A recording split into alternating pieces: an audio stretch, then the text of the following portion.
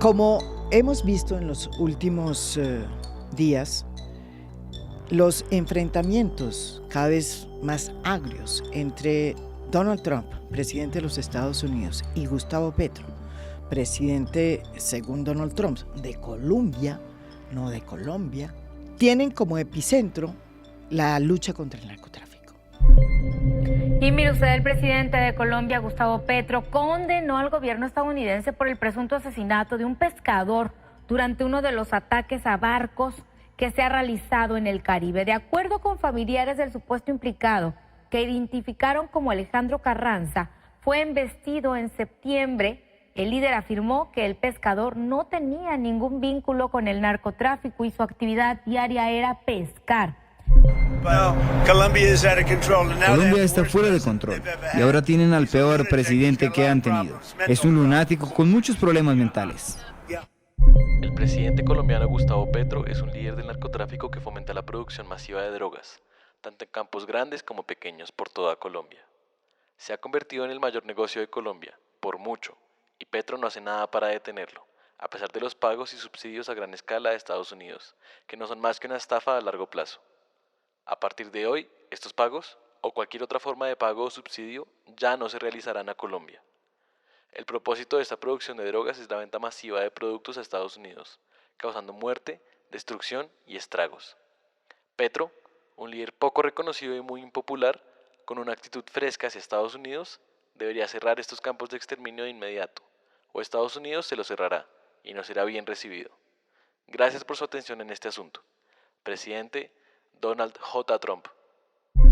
¿Sabe usted lo que usted va a conceder? Entonces, yo no voy a conceder, voy a exigir. Pero Colombia ya concedió todo, no tiene que conceder más. Quítenle el arancel que le pusieron a ese 8% de las exportaciones, quítenselo. Y vamos más adelante. Si queremos acabar la cocaína que va a Estados Unidos, Campesinado de Colombia necesita tierra fértil, ese que cultiva hoja de plata. Donald Trump, según todos los analistas, es un presidente que vuelve otra vez a plantear la hoja de ruta de la lucha contra el narcotráfico a través de el prisma de la prohibición. Y ha decidido convertir los carteles de cocaína, numerosos carteles, no solamente colombianos, en los enemigos más importantes que tiene que enfrentar Estados Unidos y que afectan su seguridad nacional, motivo por el cual ha decidido desplegar estas operaciones militares en el Mar Caribe. Y el número de speedboats o de lanchas rápidas que han sido objeto de misiles y han sido destruidas por esos misiles, pues aumenta cada día. Y según el New York Times, por lo menos una de esas embarcaciones pudo haber sido una embarcación colombiana.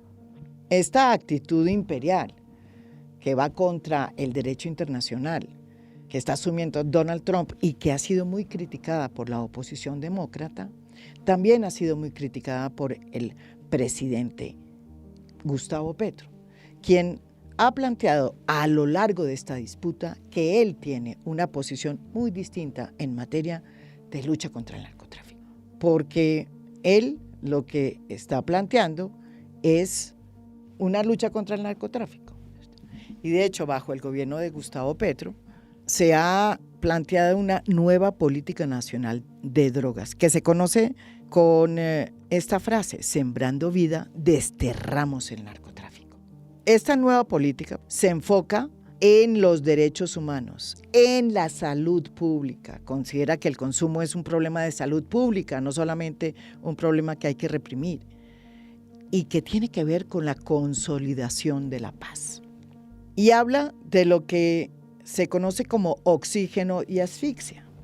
Por un lado, plantea la política, se proporciona oxígeno a los territorios, a las comunidades, a los individuos y ecosistemas que han padecido la guerra contra las drogas. Pero por otro lado, se ejecutan acciones que generen asfixia a los criminales a los narcos que estén sometiendo a la población civil y que generan violencia y que son los que se lucran del control sobre las rentas ilegales. En el podcast de hoy lo que vamos a plantear y a develar con dos expertas en el tema, dos académicas que forman parte de la red de Redes DAL, que es esta red que aglutina a todos los académicos expertos en drogas de América Latina, que realmente esta política de la cual habla tanto Gustavo Petro, a pesar de que es nueva y de que es novedosa, realmente no se ha aplicado. Y que aunque el presidente Gustavo Petro saque pecho frente a Donald Trump diciendo que él va por otro camino y que él tiene otra teoría distinta, en la práctica, la política de drogas de Colombia no ha cambiado bajo el gobierno de Gustavo Petro. Vaya paradoja. Pero antes de presentarles a nuestras expertas de hoy, un poco de historia, un poco de contexto para entender por qué llegamos a esta paradoja. Lo primero que hay que decir es que la política contra las drogas, la lucha contra el narcotráfico en los últimos 20, 30 años ha cambiado en los Estados Unidos y en Colombia. Entre otras porque todos los expertos que se han metido a investigar el tema han llegado a la conclusión de que la política prohibicionista ha sido un fracaso. En los Estados Unidos, desde los años 70, empezó a hablarse de legalización, cosa que asustaba a la sociedad norteamericana y, bueno, a los políticos. Hoy ya no se habla de legalización, sino de regular las sustancias. Y eso es lo que ha sucedido en los Estados Unidos con sustancias que eran ilegales hace unos 20, 30 años, como sucede hoy con la marihuana, el cannabis.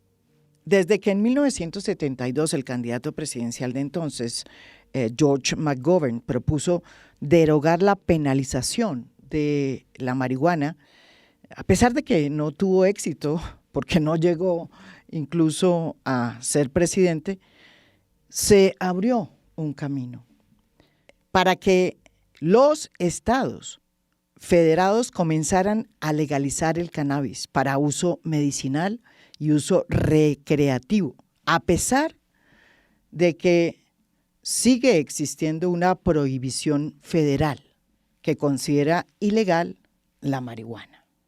No ha sucedido lo mismo con la coca, que todavía sigue siendo una sustancia que es ilegal, no solamente a nivel federal, sino que a nivel estatal todavía no hay estados que hayan legalizado la cocaína ni para uso medicinal ni para uso recreativo.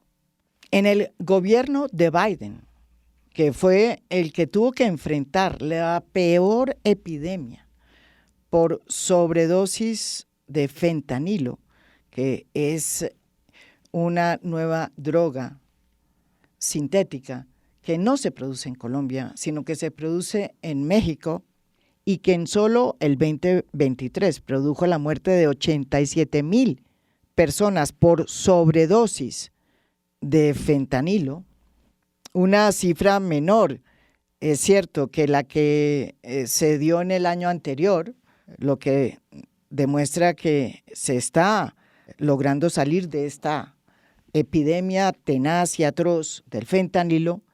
El gobierno Biden decidió cambiar su política de drogas y por primera vez introdujo la política de reducción de riesgos, que alejó la política de drogas de ese epicentro al que siempre había estado atado, al epicentro de la política prohibicionista, que dicta muy claras normas, según las cuales hay que hacer todo lo posible para evitar que la droga que viene de afuera hacia las fronteras de Estados Unidos se detenga. Y por eso se vuelven importantes las incautaciones, el número de incautaciones, pero también herramientas como la extradición y desde luego la fumigación con glifosato, que fue otra de las herramientas utilizadas en Colombia hasta que las cosas cambiaron.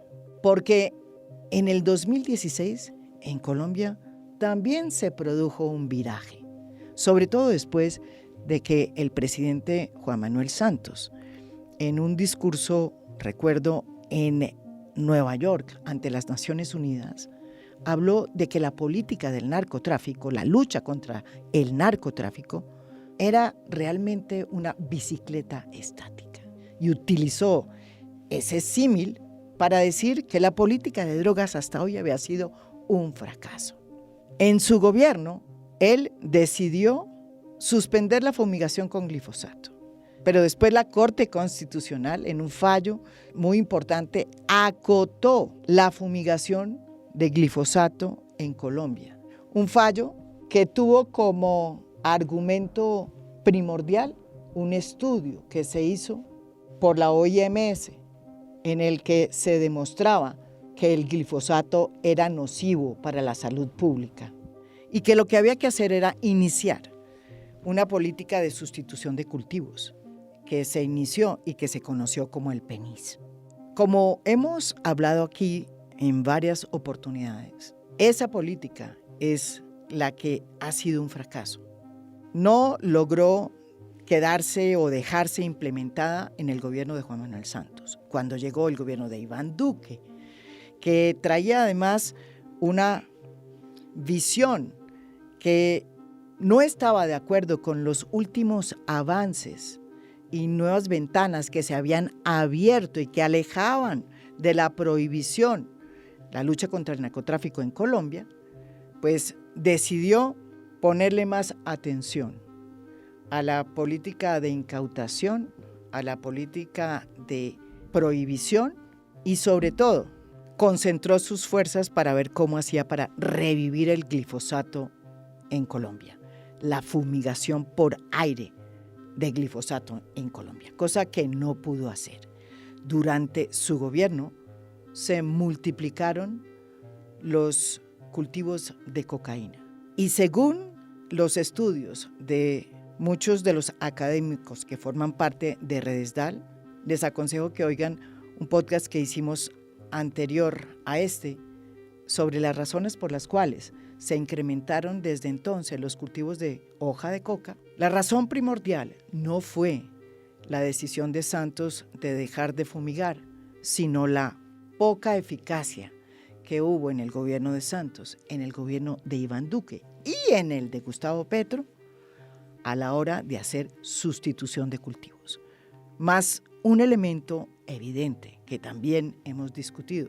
Se creó cuando se ideó el PENIS una política de incentivos que fue complicada y que efectivamente sí ayudó a aumentar el cultivo de la hoja de coca, porque le daba beneficios a los campesinos que tenían parcelas de hoja de coca, porque les permitía entrar en el PENIS a cambio de proyectos productivos que lamentablemente pues no llegaron hasta el sol de hoy.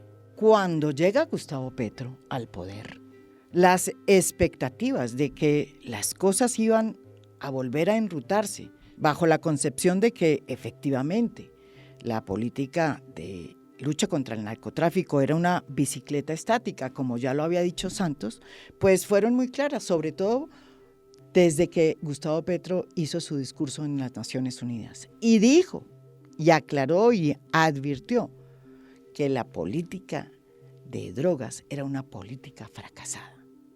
De inmediato se produjo una nueva política de droga bajo la dirección del nuevo ministro de Justicia, el doctor Néstor Osuna. Y como ya dijimos, se plantearon nuevos derroteros que tenían que ver con los derechos humanos, la salud pública, el desarrollo de los territorios y que ampliaba el universo en la dirección correcta. De alguna manera, se pensaba que el gobierno de Petro iba realmente a dar el bandazo y que iba a lograr que proyectos como los que se quedaron sin oxígeno durante la administración de Duque en el Congreso, como fue el proyecto de ley para la regulación del mercado de la hoja de coca y de sus derivados, que fue presentado en el 2020 por el entonces senador Iván Marulanda, pues viera la luz, así como, por ejemplo, la marihuana para usos recreativos en los adultos. Sin embargo, otra paradoja. Como vamos a plantearlo aquí en A Fondo con nuestras invitadas, una cosa es lo que dice Gustavo Petro en sus discursos y otra cosa es lo que sucedió. Hoy, los avances en el gobierno de Gustavo Petro en materia de regulación han sido mínimos.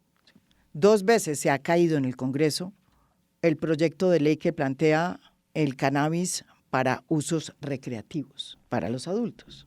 Sobre la hoja de coca tampoco se ha hecho mucho para regular la hoja de coca. Y lo más paradójico es que en cambio Gustavo Petro ha sido muy disciplinado en seguir la hoja de ruta de todas las herramientas e instrumentos que ha planteado desde tiempo atrás la política prohibicionista, como son la incautación, las extradiciones, los bombardeos y ahora incluso se habla de la fumigación con glifosato, a pesar de que se sabe por los científicos y los expertos que eso no fue lo que realmente disparó o dispararon los cultivos de hoja de coca en Colombia en los últimos 5 o 6 años.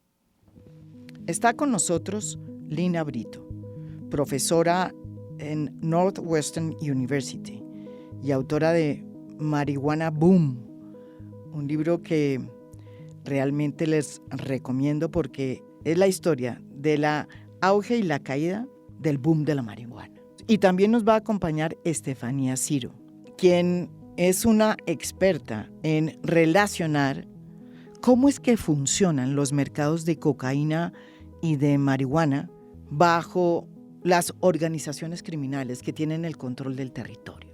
Y ella es directora de A la Orilla del Río, un centro de pensamiento desde la Amazonía colombiana. Ellas dos formaron parte de el nuevo documento, los nuevos documentos que se hicieron para conmemorar los 10 años de la Comisión Histórica del Conflicto y de sus víctimas, que fue pues la primera aproximación histórica que se dio en La Habana, cuando todavía no se había firmado el acuerdo con las FARC.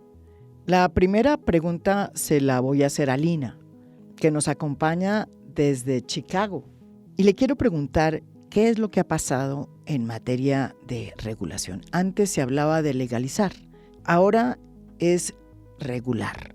¿Qué ha hecho Colombia en estos años en materia de regular, que es un camino distinto que se ha propuesto, sobre todo dentro de los que creen, con datos fehacientes, de que el camino de la prohibición es una lucha contra las drogas fracasada?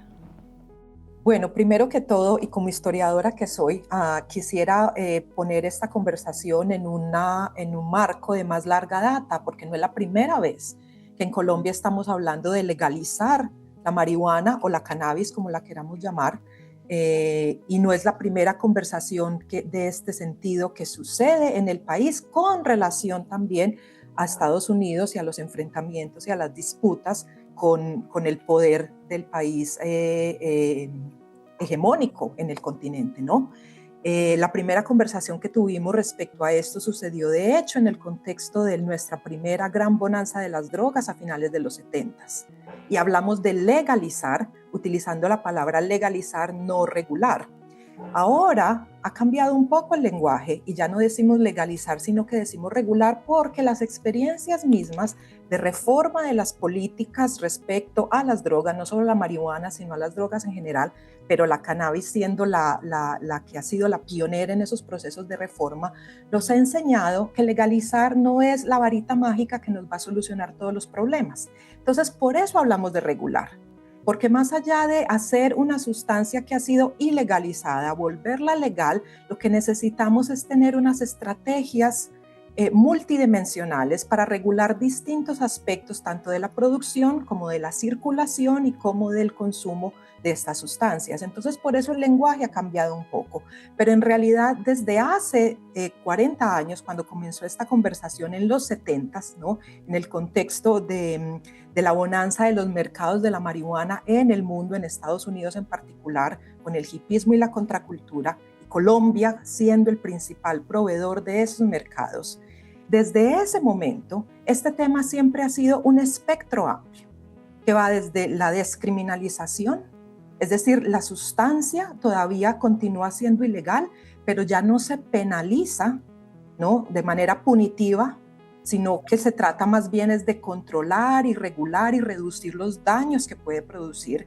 Entonces, un espectro que va desde la descriminalización hasta la legalización total. Y siempre ha sido así. Lo que pasa es que en la esfera pública y mediática la conversación siempre tiende a reducirse y a estrecharse, pero siempre ha sido un espectro.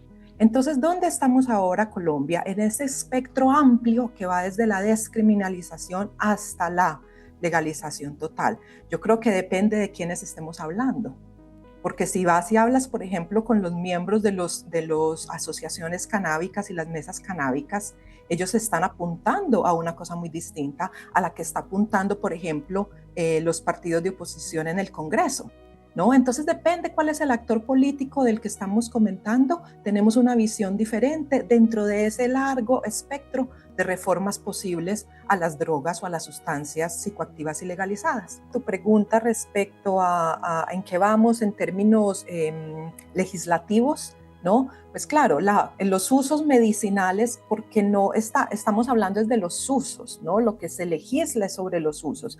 Los usos medicinales se legalizan en Colombia con el decreto 2467 de 2015 y luego al año siguiente se genera la ley 1787, que es la que termina creando el marco legal para todos esos usos medicinales y farmacéuticos. Y en lo que estamos estancados y hemos estado estancados todos estos años es en hacer lo mismo, el marco regulatorio y legislativo para los usos adultos. Yo evito utilizar la palabra recreacional porque los usos adultos son mucho más que recreativos. Y la palabra recreacional nos estrecha el espectro de la realidad y de los usos que existen en la sociedad colombiana respecto a la cannabis. Entonces es en los usos adultos en los que hemos estado estancados y en mi opinión hemos estado estancados por muchos motivos. Uno de ellos es el estigma y los discursos moralistas y el desconocimiento a las realidades de los mercados canábicos en Colombia. Y la hoja de coca ya esa es otra historia y creo que Estefanía está mucho más equipada para responder a eso.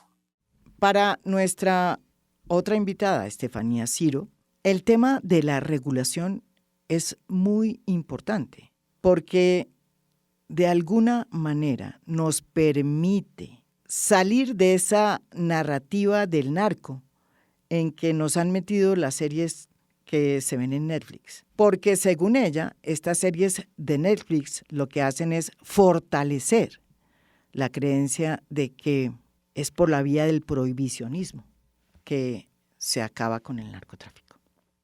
El tema de la regulación introduce un tema fundamental, que es el tema de la economía política de esto.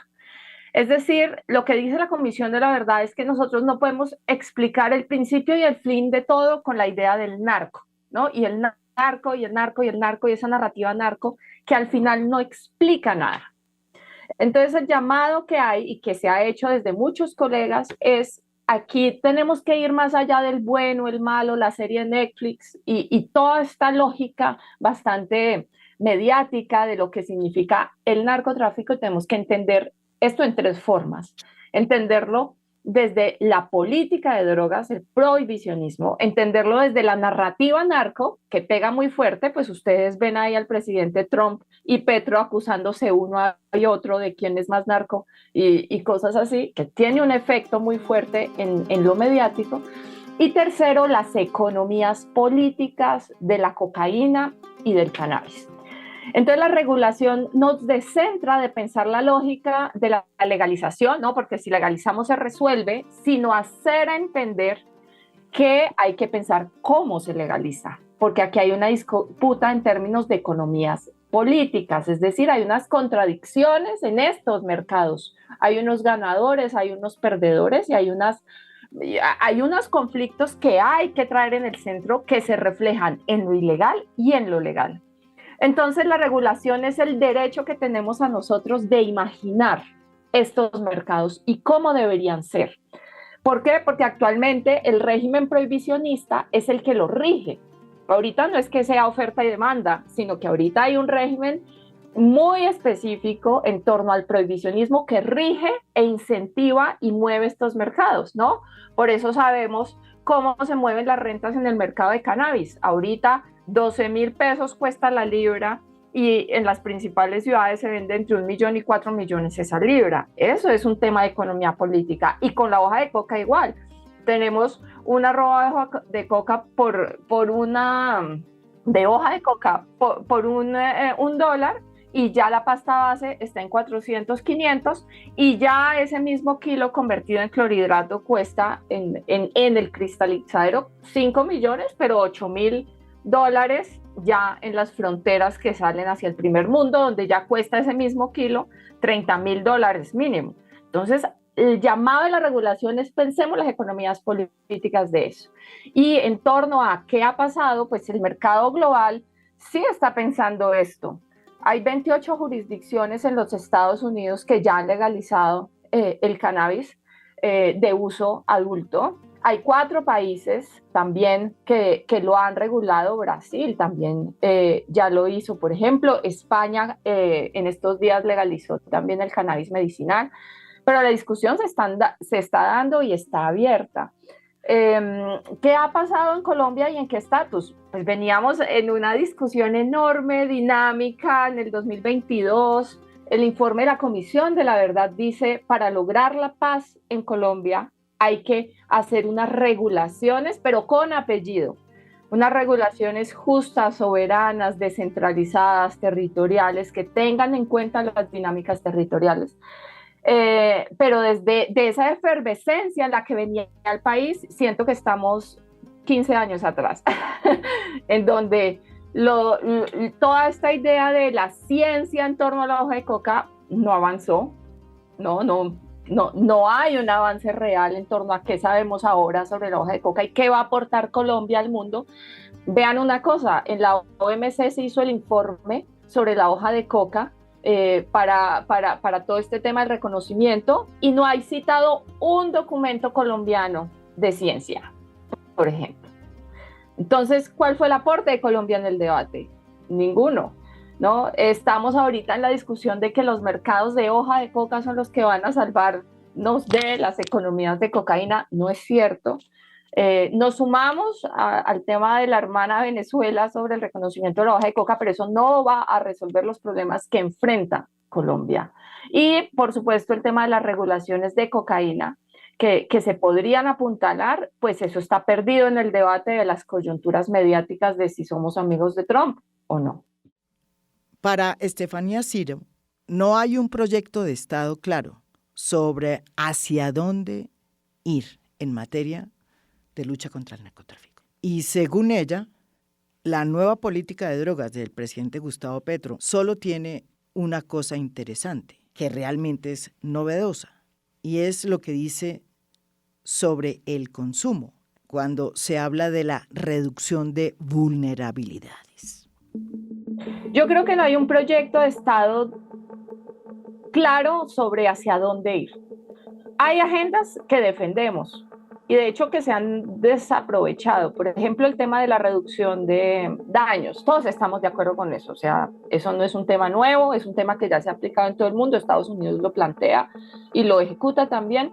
Hay un aporte fundamental que ha hecho Colombia en este debate que no es reducción de daños, sino reducción de vulnerabilidades. Y eso está completamente escondido, eso no resuena. Pero bueno, eso sale en la nueva política de drogas. Ese como lo único interesante de esa política de drogas es el trabajo en consumo, porque lo lideraron personas que saben el tema y ellos hablan de reducción de vulnerabilidades. Y es precisamente cómo pensar los entornos del consumo y hacerlos más seguros, pero no desde el punto de vista de que tu sustancia sea más segura, sino que tú tengas vivienda, que tú tengas salud, tú tengas educación, que los jóvenes tengan un entorno diferente, que como usuario o no, tengas toda la seguridad para ser usuario o no serlo, ¿no? Pero por ejemplo, eso pone en cuestión el tema que está llevando a cabo la corporación Viviendo en Cali, que es uso de sustancias y casa de acogida en Cali en barrios populares. Es ahí donde tenemos que pensar la reducción de daños, ¿no? Tenemos que pensar la reducción de daños en Caquetá, en Puerto Rico, en los territorios donde está el tránsito hacia la paz. Pero a mí esa idea de reducción de daños de Viena, de Londres, de Alemania no me sirve, porque tenemos que pensar en la reducción de daños para todos los jóvenes que trabajan en los mercados del tráfico en Tumaco, por ejemplo, ¿no? Usted como vaya y le habla de reducción de daños. Entonces, son ese tipo de chips que hay que cambiar. Entonces, claro, apoyamos eso, pero tenemos que situarlo en Colombia. También el reconocimiento de la hoja de coca. Por supuesto defendemos el reconocimiento porque la hoja de coca nunca debe ser criminalizada ni perseguida, y eso hay que hacerlo. Pero ¿qué pasa si por salvar la hoja de coca recriminalizamos al usuario que usa cocaína, por ejemplo, ¿no? Y que se vuelve como lo que está haciendo la OMS, mostrar cuál es la coca buena y cuál es la coca mala. Y lo que hacemos es que al final eso juega en contra de lo que necesita Colombia, que es que, pues la regulación de la cocaína. Entonces, sí creo que falta una diplomacia más clara sobre hacia dónde jalar la discusión. La Comisión de la Verdad, por ejemplo, no dijo hay que ir a Viena a cambiar el régimen global de drogas, dijo hay que hacer una diplomacia global. Y eso incluye, por ejemplo, el tema de Ginebra, que salió justo la semana pasada. El tema acá es política de drogas y derechos humanos, prohibicionismo y derechos humanos. Eso es como una salida que debería haber sido muy clara en agosto del 2022 y creo que estamos como bolitas de billar, golpeando bandas, pero sin caer donde debe caer. Dos cosas importantes que creo que hay que tener en cuenta, y una de ellas es que este concepto o esta necesidad de hablar de reducción de vulnerabilidades y no solo reducción de daños, no solo se limita a los consumos. Desde la academia, muchísima gente está trabajando en pensar las vulnerabilidades y las maneras de reducir las vulnerabilidades en los territorios donde surgen los cultivos ilícitos. Entonces, hablando desde ahí en la necesidad de apoyar el desarrollo de estas regiones, más allá de la idea del desarrollo sostenible, ¿no? Sino un desarrollo mucho más amplio, ¿no? A creación de infraestructura, educación, programas de salud, etcétera, ¿no? Donde haya de verdad una justicia social en estos territorios que reduzca las vulnerabilidades de estos territorios para convertirse en epicentros de estos cultivos ilícitos. Entonces, eso es importante porque, por ejemplo, con el caso de la cannabis, es distinto a la conversación respecto a la coca y a la cocaína, porque con el caso de la cannabis, por el estigma y los discursos moralizantes que existen al respecto, el debate en Colombia se reduce siempre a un tema de consumo, ¿no? A que la cannabis es la puerta al vicio, a la degeneración, a que va a destruir a la infancia, a la juventud colombiana, y nunca miramos la cannabis y la estudiamos y tratamos de entenderla como una mercancía, como unos sistemas productivos, como una economía política, en la misma manera en la que tratamos de entender la coca para cocaína. Y la cannabis también es eso. También es una mercancía que permite la economía local de muchos territorios en Colombia, no solo el norte del Cauca, obviamente el norte del Cauca el más conocido por esta economía canábica, pero no es el único lugar. Y entonces necesitamos trascender la conversación de los consumos canábicos a la producción canábica para poder entender también su economía política y sus mercados.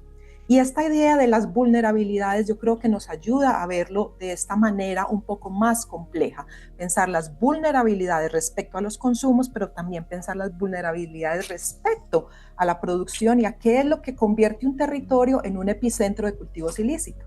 Pero, y entonces, si tenemos una nueva política, si tenemos incluso una nueva aproximación al consumo en tema de vulnerabilidades, y si tenemos incluso una nueva aproximación al tema del consumo, ¿por qué diablos no avanzamos? ¿Por qué seguimos como si estuviéramos en una bicicleta estática, a pesar de que se ha cambiado la política de drogas en Colombia? Según Lina, el hecho de que no hayamos avanzado, a pesar de que tenemos una nueva política de drogas, es ya un fracaso de ese gobierno. Mira, yo creo que hay varios temas ahí, como todo lo que tiene que ver con drogas, es un tema demasiado complejo y uno nada más puede enunciar algunos de los factores. Y lo que yo pienso es lo siguiente, es que por un lado es un fracaso de este gobierno, ¿no? El hecho de que no hayamos avanzado hacia la regulación de los usos adultos es un fracaso de la administración de Gustavo Petro, ¿no? Eso por un lado, pero es un fracaso que se sitúa en un contexto mucho más amplio que va más allá de su gobierno, porque es también el fracaso de la ley 1787 del 2016. El principio fundamental de esa ley era la confianza inversionista. ¿Y a qué condujo eso? Condujo a una burbuja de compañías de papel que estaban completamente conectadas con la burbuja especulativa en la bolsa de Canadá, porque recordemos que Canadá era o los inversionistas canadienses, era uno de los grandes dineros que esa confianza inversionista canábica, ¿no?, que generó la ley 1787 del 2016, atrajo al país. Entonces, cuando sucede la pandemia y en el contexto de la pandemia, esa burbuja canábica en Canadá se estalla, entonces nosotros nos vemos tremendamente afectados por eso. Y a eso es a lo que se enfrenta el gobierno de Gustavo Petro, al estallido de esa burbuja canábica que estaba completamente conectada con estas capitales internacionales, principalmente canadienses, y la falta de estrategia de parte del gobierno de Petro para responder a eso, que no solo es un desarrollo nacional y de nuestra economía doméstica, sino que en realidad tiene que ver con esos vínculos y esas conexiones transnacionales en las que existen estas mercancías que llamamos drogas, ¿no? Entonces, por eso son temas tan complejos, porque siempre hay que mirarlos en varias escalas, de lo local, lo regional, lo nacional, lo internacional. Y creo que en el caso canábico es un ejemplo perfecto de qué es lo que está pasando y por qué no hemos podido avanzar en el tema de los usos adultos o de ampliar incluso el mercado de los productos farmacéuticos para los usos medicinales, hacerlo más democrático. Sigue completamente cerrado y basado en la inequidad, sin proveer los principios de justicia social y de reparación de daños que había prometido inicialmente hacer, ¿no? Entonces, por ejemplo, las víctimas de la guerra contra las drogas son unas víctimas completamente ignoradas que no han encontrado en estos procesos de regulación o legalización o legislación un camino para reparar los daños de los que han sido víctimas, ¿no? Y seguimos ignorándolas e invisibilizándolas. Pero, ¿por qué dices tú que en el tema, digamos, de cannabis medicinal hay un monopolio? ¿Quiénes son los que manejan ese monopolio de todos los derivados medicinales de cannabis? Yo no hablaría de un monopolio, no creo que esa es la manera correcta de verlo. Yo hablaría más bien de una legislación muy estrecha, basada en la confianza inversionista, que establece unas reglas del juego que ayudan y que benefician a los grandes capitales, que no generan un mercado amplio de multiescala, donde pequeños empresarios, medianos empresarios y grandes empresarios, incluyendo transnacionales, puedan participar en ello. El valor para obtener una licencia es altísimo, el nivel de tecnología que exigen para sacar los productos, sean la semilla misma o sea productos medicinales farmacéuticos, es también altísimo. Nadie puede en realidad competir bajo esas circunstancias. Ahí puedo comentar varias cosas. Primero, cuando digo nueva política de drogas, lo digo entre comillas, porque creo que lo único, de verdad, lo único que valoro es lo de la reducción de vulnerabilidades. Y creo que es una trampa muy peligrosa, porque no hubo un cambio en política de drogas, pero sí siento que la derecha asume que el fracaso de Petro es el fracaso del cambio. Y la verdad, Petro ha seguido las mismas políticas tradicionales de siempre, la incautación, el tema de lucha contra las drogas, antinarcóticos, reactivó el glifosato, está coqueteando con él. Entonces, la verdad, ahí tenemos que ser muy cuidadosos, porque esta política fue un continuismo, fue muy continuista, y precisamente el fracaso es por continuista. Entonces, eso es un elemento importante que quería decir. Ahora, en el documento de Redesdal sobre regulaciones armadas hicimos unas tipologías que me parece pertinente para pensar el por qué no avanzamos. ¿En qué hemos avanzado? Entonces, esta tipología muestra los espectros políticos. Entonces, la derecha conservadora, ¿qué ha hecho? ¿No? Seguridad democrática, ataque a la oferta, principalmente a la cadena campesina, productora, ¿no? Tenemos una segunda, que es como el ataque a lo que llaman descabezar las cabezas criminales, que ha seguido el camino de la derecha y del centro liberal, que también ha sido fallida, que es lo que llaman el efecto Hidra. Usted puede cavar y acabar cabezas, pero el mercado sigue por encima de las cabezas. Un tercer punto, lo que ha hecho la izquierda y el centro progresista, que es esta idea falaz también del oxígeno y la asfixia, ¿no? Y esta trampa que simplemente es muy mediática del tema de oxígeno y asfixia, el PENIS, que dicen atacar a los narcos grandes y proteger a los productores, que es la misma, es una lógica muy parecida a la idea de atacar las cabezas y hacer sustitución e incautaciones. Pero ya, pues es algo que hemos estado llamando la atención, la trampa de las incautaciones. Desde el 2014, cada presidente tiene récord de incautaciones y tiene récord de producción. Desde el 2014, hace 10 años, y todavía no caemos en cuenta de que algo podría estar mal con el tema de la estrategia de las incautaciones. Esta mañana precisamente leía un texto del CECET en El Espectador que decían que habían hecho un estudio precisamente sobre lo falaz y ineficaz que es el tema de las incautaciones. Y el tema de la sustitución que no avanza, ¿no? Este gobierno no ha sustituido una hectárea, y segundo, es lo de menos que no sustituya, pero transforme los territorios. Y el efecto, la transformación de los territorios es nula, ¿no? Es la misma lógica de llevar guadañas, llevar machetes, llevar baldes y creer que eso es desarrollo. Entonces, en el espectro político, el punto 4 es el tema de la regulación. Y ahí nadie, ningún sector ni espectro político se lo está pensando, ¿no? Entonces, el tema es cómo pensamos estas regulaciones que además y uno de los llamados es que la regulación no se concreta en lo legislativo. No hay regulación cuando se legisla.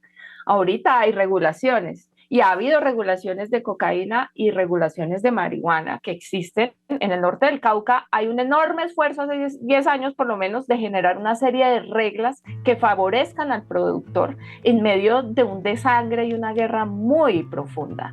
Y sobre eso el gobierno no ha prestado atención. Entonces, también hay un espectro de regulaciones comunitarias que son gente misma regulando esos mercados ilegales y queriendo regularlos, peleando en esas contradicciones de economía política. Es la primera vez que llegamos a esta conclusión, de acuerdo con lo que plantean aquí nuestras dos expertas académicas. La conclusión es que, a pesar de las nuevas políticas que ha planteado este gobierno en materia de drogas, las cosas en este gobierno no han cambiado. Y por el contrario, la lucha contra el narcotráfico se ha venido haciendo a través de los cauces tradicionales, que manda el prohibicionismo. Y para Lina, esta paradoja demuestra lo difícil que le cuesta al Estado colombiano cambiar y desterrar de las hojas de ruta de la política de drogas la estrategia prohibicionista, porque esa ha sido crucial en la formación del Estado colombiano. Pero claro, es que además, si miramos todo esto desde una perspectiva histórica, tiene sentido que así sea, porque es que la guerra contra las drogas ha sido una estrategia de formación y construcción de Estado en Colombia desde el momento mismo en que comenzó su primera etapa en los años 70. Entonces, ningún gobierno va a poder en 4 años o en lo que sea transformar una herramienta y una estrategia que ha sido crucial en la formación misma del Estado, en el manejo de la violencia estatal en las regiones consideradas periferias y regiones que supuestamente se salen del control o están por fuera del Estado-nación. Entonces es muy difícil de desterrar y desarraigar una estrategia que ha sido tan crucial para la formación del Estado colombiano, y no solo colombiano, el Estado en Estados Unidos, en México. Todos estos han sido países que han sido protagonistas fundamentales de la guerra contra las drogas, tienen el mismo problema de cómo desterrar y avanzar más allá de esta estrategia punitiva y violenta y prohibicionista. Le pregunto a Lina, que vive en Chicago y que está en la Universidad de Northwestern, ¿cómo podría ella explicarnos cuál es realmente la política de Donald Trump? Porque evidentemente en unas cosas parece prohibicionista, pero ¿es realmente prohibicionista o es libertario? Lina Brito nos responde esa inquietud. Pues para empezar, yo no creo que sea tan simple y tan sencillo. Yo veo que es mucho más contradictorio. Yo estoy acá, yo vivo en Estados Unidos, aquí mismo estoy en Chicago, que se ha convertido en un campo de batalla y uno de los primeros objetivos de la guerra interna que la administración Trump está librando en contra de los estados y las ciudades demócratas, que son sus enemigos políticos y electorales, ¿no? Y desde acá se ve mucho más compleja la situación. Mira una de las contradicciones, por ejemplo. Trump hace unos meses está prometiendo que va a apoyar la política que inició Biden de cambiarle la clasificación o la categoría a la cannabis, de categoría 1, que es la que está completamente prohibida porque son drogas o sustancias psicoactivas que no tienen ningún uso medicinal y que tienen un gran factor de riesgo y de adicción, y cambiarla de esa categoría 1 a la categoría 3, que es una categoría mucho más flexible. Biden fue el que inició eso, hizo la recomendación al Ministerio de Salud y a la DEA, que es la encargada desde el Ministerio de Justicia de hacer esa reclasificación. Y Trump ha dicho varias veces que lo apoya y que hacia allá va.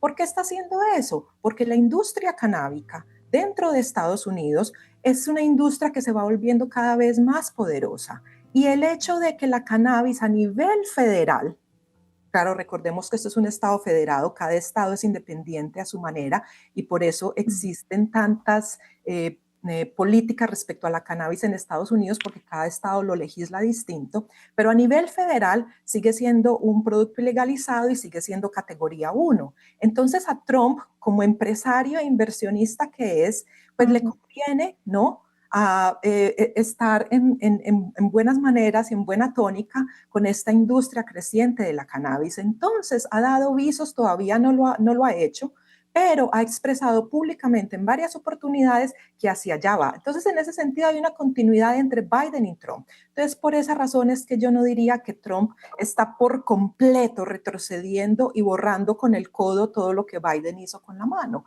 No creo que sea tan sencillo y tan simple. Lo que está sucediendo en el Caribe en estos momentos, yo pienso que es de otra naturaleza. Y tiene que ver en realidad es con unas luchas hegemónicas y geopolíticas del poder hemisférico estadounidense y un espectáculo mediático para sus propias bases y su propia fanaticada, ¿no? Porque en realidad no están consiguiendo ningún objetivo con eso. No están reduciendo la cantidad de drogas que entra al país, el gran problema de las drogas aquí en Estados Unidos o de consumos y adicciones y abusos es con el fentanilo, y el fentanilo no está viniendo de Colombia y no está viniendo de Venezuela.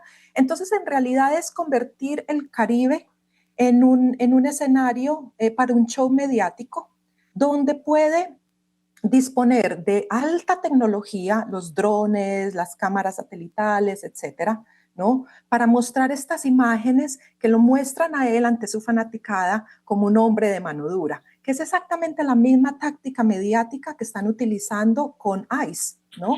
La policía de migración, que llegan con sus cámaras y hacen unos videos increíbles, ¿no? Mostrando la manera en la que brutalizan, ¿no? Y ejercen el terror en las ciudades demócratas. Entonces es una producción de imágenes para alimentar la fanaticada y el culto que hace posible el poderío en el que él ahora está basando su administración. Entonces yo creo que hay que mirar todas estas capas de contradicciones, de mensajes velados y de intencionalidades que no hacen que sea tan sencillo decir que estamos retrocediendo y que estamos volviendo atrás. Sí, yo creo que hay dos niveles y creo que son dos análisis muy válidos. Yo me sumo a lo que dice Lina sobre Trump es un negociante y está haciendo su política también para su fanaticada interna. Trump liberó a Ross Ulbricht, que fue el primer mercader de drogas en la dark web. Entonces, que uno diga, Trump es un prohibicionista puro porque las drogas confunde la cocaína y el fentanilo, ¿no? Confunda Colombia con Colombia. Colombia sí, aunque eso lo hacen siempre, pero nosotros somos un X para los Estados Unidos. El punto es, pero lo que sí ha entendido Trump es que la lucha contra las drogas es un aparato de represión y de injerencia. Y eso sí lo tiene clarísimo. Entonces, claro, en términos de prohibicionismo y su concepción de mercado es una cosa, pero en términos y sí aquí siento que es un antes y un después, estamos en una nueva etapa del uso de la lucha contra las drogas en la injerencia en nuestro continente, ¿no? Y eso es muy claro cómo Trump está utilizando esto mediáticamente para romper. Veníamos del laboratorio antinarcótico de Ecuador, que les puso presidente, ¿no? Construir esta imagen del narco, construir el caos en un país, les puso un presidente afín a sus intereses, pero ahora, por supuesto, encuentra algo que no habían logrado conectar completamente los Estados Unidos, que era vamos a acabar el cártel de los soles en Venezuela, ¿no? Y construir esta narrativa de que ahora se traslada a la de Colombia, ¿no? Petro es narcotraficante. Entonces, creo que sí estamos en una nueva etapa del uso de la lucha antinarcóticos en la estrategia. Y de ahí que él empiece a confundir, ustedes no sé si han visto los discursos de Trump, empieza a confundir CIA con DEA, con Pentágono, y empieza a lanzar una cantidad de mensajes equivocados, porque al final él entiende que todo le sirve para todo, ¿no? Y por eso va a terminar también generando las tensiones que empiezan a reflejarse como la renuncia del comandante del Comando Sur. Entonces, yo sí estoy de acuerdo que esto no es blanco y negro, hay unos grises y hay que entender muy bien, hay que entender las agencias de inteligencia, cómo operan, qué discusiones están teniendo internamente, porque eso sí está ocurriendo. Dentro de la Casa Blanca y de las agencias de inteligencia, antes del primer bombardeo en el Caribe, hubo esta discusión muy fuerte y hubo gente de las agencias que no estuvo de acuerdo. Entonces, ahí también hay cosas dentro. Ahora, yo lo que veo es claro, estamos en una nueva etapa, pero no podemos quedarnos paralizados. Encuentro un espacio de oportunidad en todo esto. Y era una de las cosas que llamábamos la atención con Petro desde agosto del 2022, y es: haga soberana la política de drogas. Haga soberana la política de drogas. Él siguió jugando con la DEA, él siguió jugando con las incautaciones, él siguió jugando el mismo juego. Y claro, ahora está metido en el mismo juego de los Estados Unidos. No construyó nada que le permitiera tener un marco de acción en la política soberana en Colombia. Entonces, ahora estamos padeciendo, porque en 10 meses ahora quiere hacer todo. Y aquí ya estamos en problemas, porque pasan varias cosas. Error número 1, y es el documento de Redesdal que nosotros planteamos, el concepto de regulaciones armadas. El prohibicionismo fomenta regulaciones armadas, es decir, que estos mercados tiendan a regularse desde la violencia, ¿no? Con unos poderes muy asimétricos sobre la población. Y por eso las ideas básicas de es que se financia el narcotráfico, es que se financian con el narco, que termina asumiendo el gobierno nacional, que son de derecha, pero terminan asumiendo el gobierno nacional, no sirve, porque estamos hablando de regulaciones que ordenan territorios, que ordenan economías, que articulan esto con el Estado-nación, como dice Lina. Entonces, cuando uno piensa un actor armado en estos términos, no, la negociación no puede decir sustituyenos 15.000 hectáreas, sino el tema de la paz total, y es cuando ya cruzamos con temas serios y derechos humanos, se vuelve otro. Y esa es una de las oportunidades perdidas también en esas discusiones que pasó por alto el gobierno nacional, y uno de los llamados de las recomendaciones de este informe, ¿no? Atender las regulaciones armadas, entender estos órdenes y entender esto cómo se pega con la paz, los proyectos de paz futura, porque primero, ningún gobierno que venga debe renunciar a la construcción de paz, ¿no? No podemos volver esto ahora un nuevo campo de batalla para seguir los lazos, las guías de Trump. Y segundo, ¿qué va a ser el ajuste? ¿Cuál va a ser la política de paz para los siguientes gobiernos? En un documento que ustedes han escrito para Redesdal con Lucas Marín, ustedes hacen unas recomendaciones de política luego de estudiar cómo es que funcionan las regulaciones de los mercados de pasta de base de coca y de cocaína y de cannabis en Colombia en las regiones donde hay organizaciones armadas. Y llegan a varias conclusiones. La primera es que hay que renunciar al control represivo de la oferta, es decir, la utilización de aspersión aérea o a la erradicación forzada, con la tesis ya aprobada con datos de que lo que realmente multiplicó la cantidad de cultivos de hoja de coca que hoy tiene que enfrentar el gobierno de Gustavo Petro no fue la decisión de dejar de fumigar, sino las malas políticas de implementación a la hora de desarrollar la sustitución de cultivos. Y sobre ese diagnóstico, ustedes plantean incluso para el próximo presidente mantener las mesas de diálogo y de negociación con esos actores armados, lo cual ha hecho Gustavo Petro en la paz total. Pero mi pregunta, ustedes que han estudiado, y usted, Estefanía, que ha estudiado este tema, ¿qué fue lo que salió mal en la política de la paz total? Primero, yo estoy de acuerdo con que se hubieran territorializado los procesos de paz y las negociaciones. Creo que uno de los grandes vacíos de la agenda de La Habana precisamente fue su imposibilidad de conectarse con los territorios y las discusiones territoriales y aplicar el mismo modelo para todos. Y eso fue, por ejemplo, la crisis del PENIS, ¿no?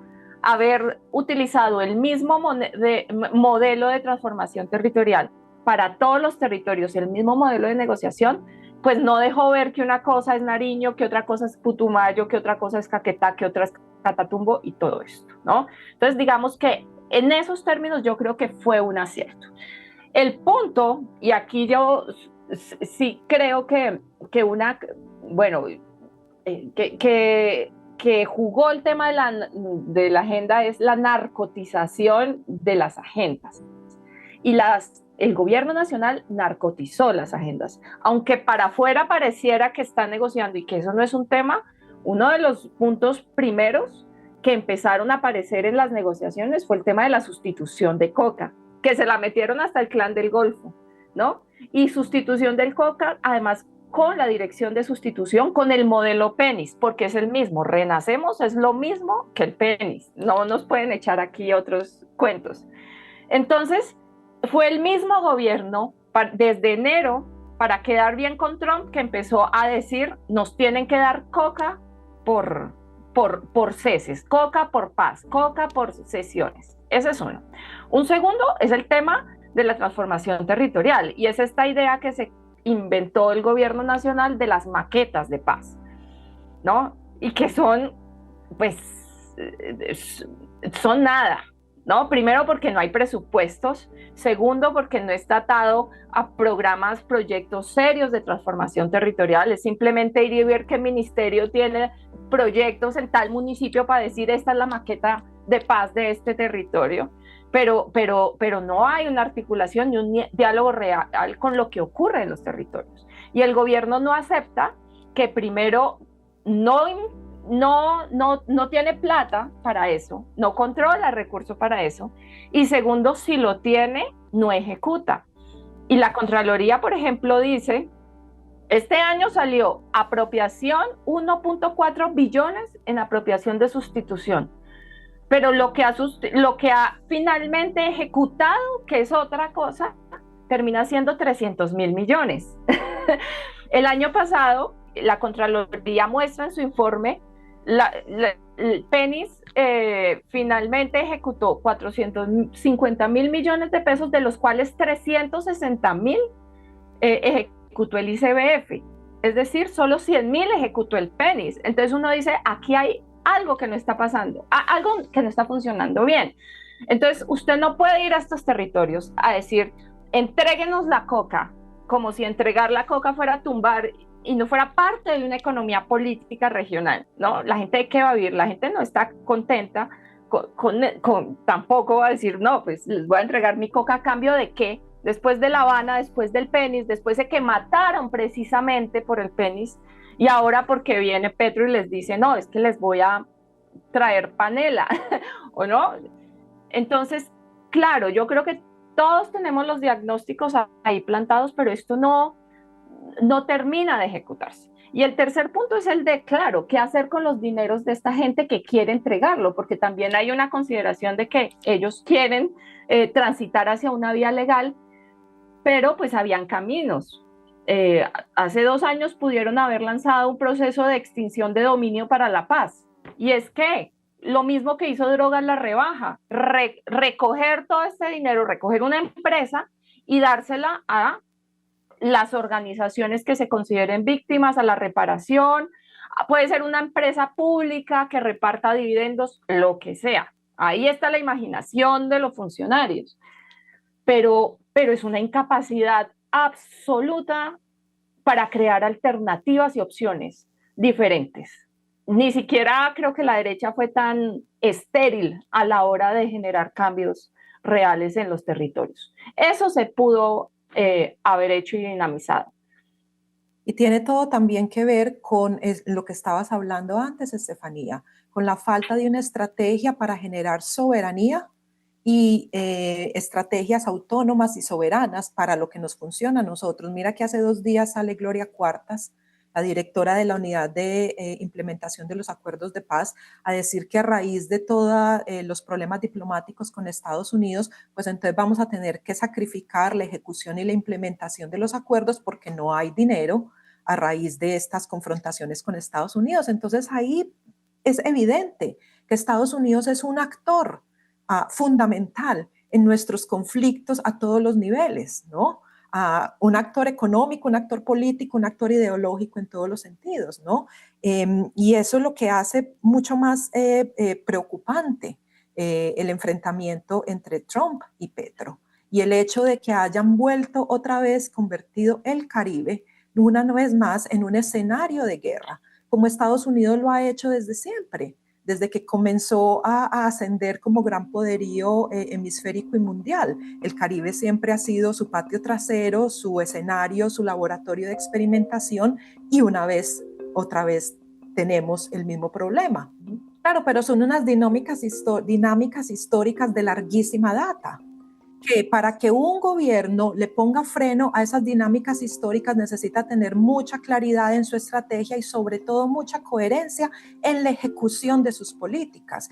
Y eso es lo que ha faltado. Entonces, por un lado, la crítica no es para Petro, la crítica en realidad es para el Estado colombiano y para la manera, y desde una visión histórica, la manera en la que sucesivos gobiernos han creado la presencia del Estado colombiano en estas zonas de vulnerabilidades, ¿no? Y es una presencia que es violenta, que es generalmente militarizada y punitiva, y que es una presencia que no ha cambiado. Y a este gobierno le ha faltado la visión y la capacidad para pensar, implementar y ejecutar algo completamente distinto, lo que Estefanía hablaba antes, una política soberana que funcione para nosotros. Y lo que se ha dedicado es a darle continuidades a ciertas cosas que ya existían desde antes. El caso de La Guajira es un caso emblemático en ese sentido, ¿no? Desde siempre considerado una periferia salvaje, una margen salvaje del Estado-Nación colombiano, donde toda la clase de terrores, brutalidades, es válido hacerlo, porque es escasamente parte de la nación colombiana y por donde entran todas estas contradicciones y estas dinámicas que terminan convirtiendo y echándole gasolina a la violencia y a la guerra que no cesa en el país, ¿no? Entonces, cuando vemos que desde Estados Unidos, ese Caribe amplio en el que La Guajira hace parte, se convierte en un escenario de guerra. Y no solo un escenario de guerra, sino un escenario para un show mediático.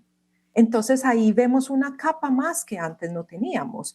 No es que antes no existiera. De Biden, Obama, Bush, vamos para atrás. Todos los presidentes, hasta Jimmy Carter, que era el presidente de los derechos humanos, han hecho del Caribe un escenario de guerra. Nuestro primer capítulo de la guerra contra las drogas sucede con Jimmy Carter en la presidencia, ¿no? Y con Turbay. Entonces hay que tener en cuenta que hay unas políticas de Estado, tanto de parte de Estados Unidos como de Colombia, de larga data, históricas, a las que es muy fácil darle continuidad porque la inercia política les gana. Lo que falta es entonces una visión clara para poder ejecutar e implementar algo distinto.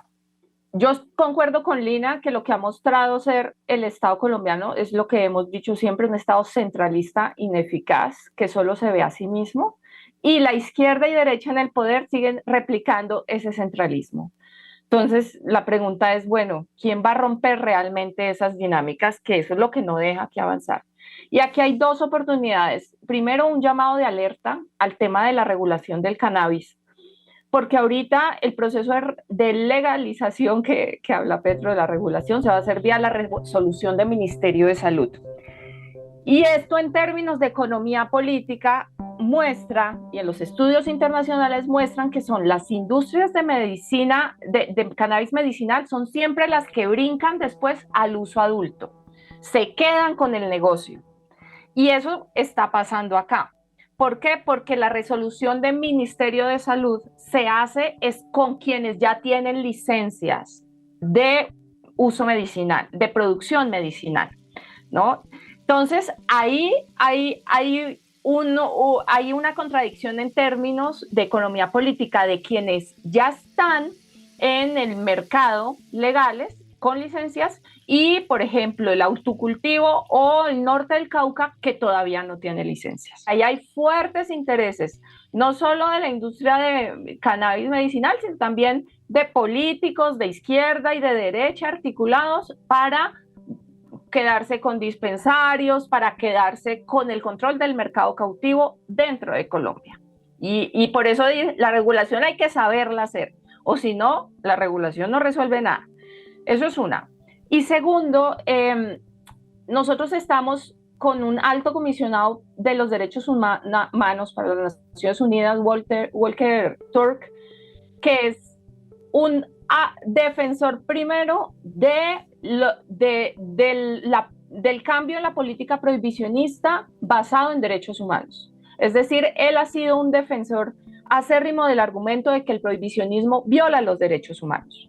Y no se nos olvide que Rodrigo Duterte, presidente de Filipinas, está en este momento condenado capturado por la Corte Penal Internacional por las violaciones de 70 personas en Filipinas, el asesinato, tortura de 70 personas. Es decir, ese debate está muy vivo, en el cual Colombia ha estado bastante ajena porque se ha dedicado a otras cosas en Viena. Pero el discurso es en Ginebra y la pelea del cambio en la política de drogas es en Ginebra porque las Naciones Unidas está quebrada en ese mismo debate. No es todo Viena. Aquí hay una pelea dentro de Ginebra y de Viena que hay que saber aprovechar. Que el gobierno no ha aprovechado en estos 3 años. Bueno, hay que hacerlo en estos 10 meses. Esto es un espacio de oportunidad que además, con lo que pasa en el Caribe, podría dar mucha legitimidad para defender a toda la violación de derechos humanos que está generando Donald Trump en nuestro territorio.